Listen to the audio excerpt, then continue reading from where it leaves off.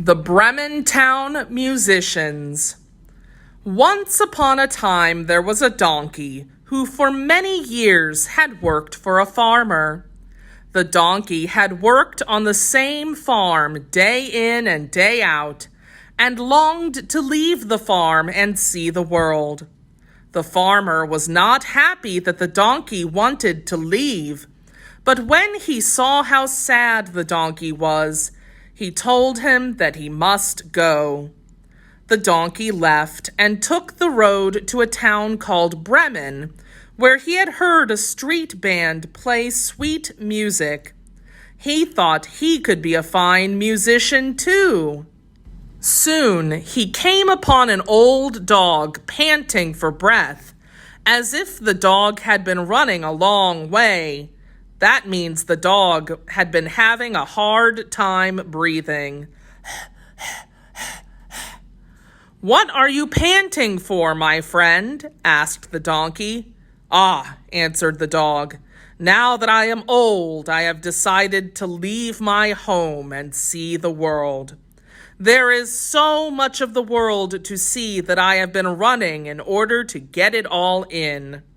"Well," said the donkey, "come with me. I am going to be a street musician in Bremen. I can play the flute, and you can play the drum." The dog was quite willing, and so they both walked on.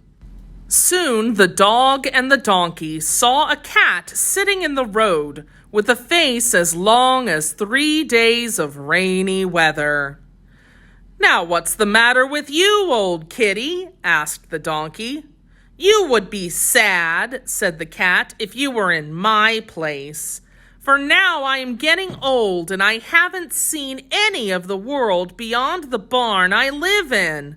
Alas, I want to go and see the world, but I do not know where to begin." "Then come with us to Bremen," said the donkey. "I know that you sing well at night, so you can easily be a street musician in the town. Bremen will be a great place to start your adventures." "That is just what I should like to do," said the cat. So she joined the donkey and the dog, and they all walked on together. By and by, the 3 musicians came to a farmyard.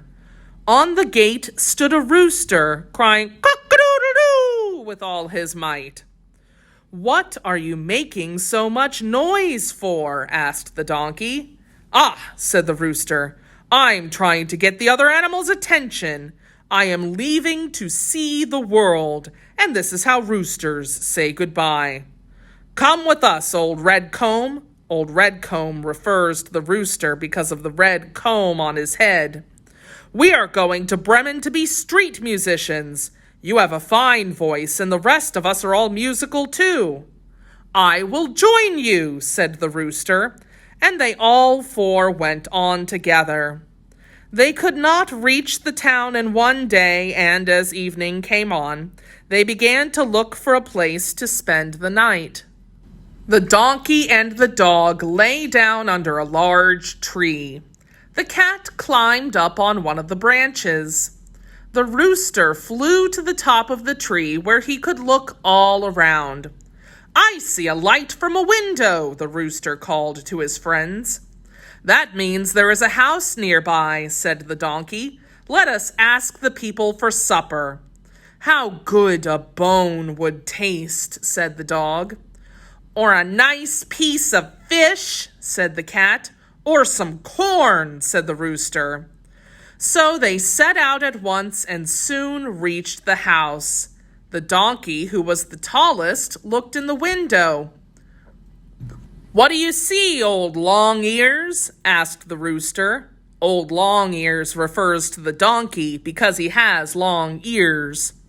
The donkey answered, "I see a table spread with plenty to eat and drink, and a family is sitting before it having their supper."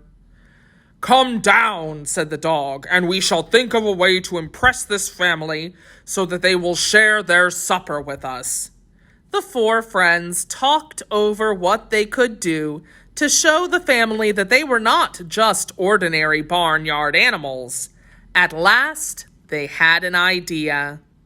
The donkey stood on his hind legs and placed his front feet on the windowsill. The dog stood on the donkey's back.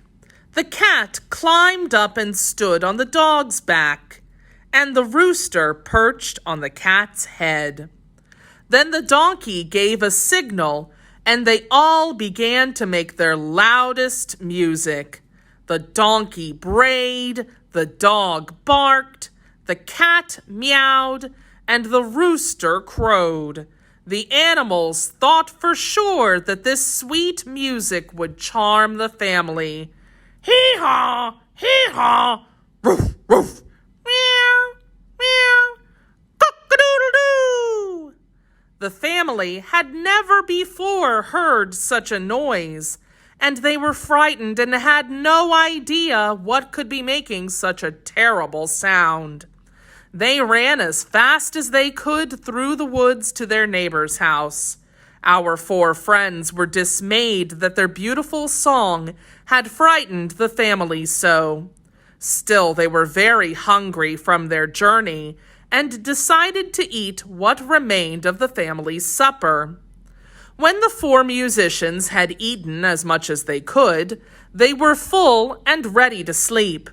The donkey lay down in the yard, the dog lay behind the door, the cat curled up in front of the fireplace, and the rooster flew up to a high shelf. They were all so tired that they soon fell fast asleep. Later that night, the uncle decided to go back to check on the house. He found everything quiet and still, so he went inside. He did not see the cat, and he stepped on her tail. The poor kitty was caught by surprise and jumped up, landing on the uncle's face by accident. It gave the uncle such a fright that he ran for the door, which in turn scared the dog, who grabbed the uncle's leg as he went by. In the dark yard, the uncle could not see the donkey and ran into him by accident. This scared the donkey, who gave him a great kick with his hind foot. All of this woke the rooster, who cried with all his might, "Cock-a-doodle-doo! Cock-a-doodle-doo!" The uncle ran as fast as his legs could carry him back to his neighbor's house, where his family was waiting for him. Gasping for breath, he said, "I have no idea what is going on in that house, but I'm never going back. First, something tried to cover my eyes.